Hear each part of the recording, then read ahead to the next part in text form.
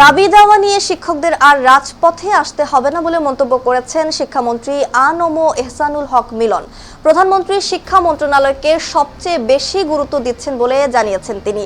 রোববার শিক্ষক কর্মচারী ঐক্য জোটের সঙ্গে মতবিনিময় শেষে শিক্ষা মন্ত্রণালয়ে এক ব্রিফিংয়ে এমনটা জানান তিনি।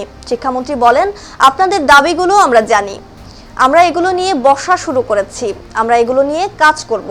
আপনারা নিশ্চিত থাকেন, আমরা আগেও বলেছি আপনাদেরকে শিক্ষকদের দাবি দেওয়া নিয়ে আর রাজপথে আসতে হবে না। শিক্ষা মন্ত্রণালয়কে সবথেকে বেশি প্রায়োরিটি দিচ্ছেন প্রধানমন্ত্রী তারেক রহমান। গতকাল আমাদের ক্যাবিনেট মিটিং ছিল, সেখানে প্রধানমন্ত্রী 90% সময় দিয়েছেন শিক্ষার ব্যাপারে।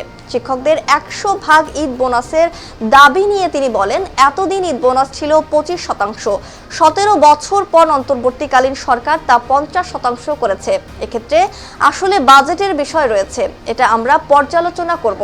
আপনাদের দাবি প্রধানমন্ত্রীর কাছে উত্থাপন করা হবে। মনীষা ইসলাম, নিউজ 21 নিউজ ডেস্ক।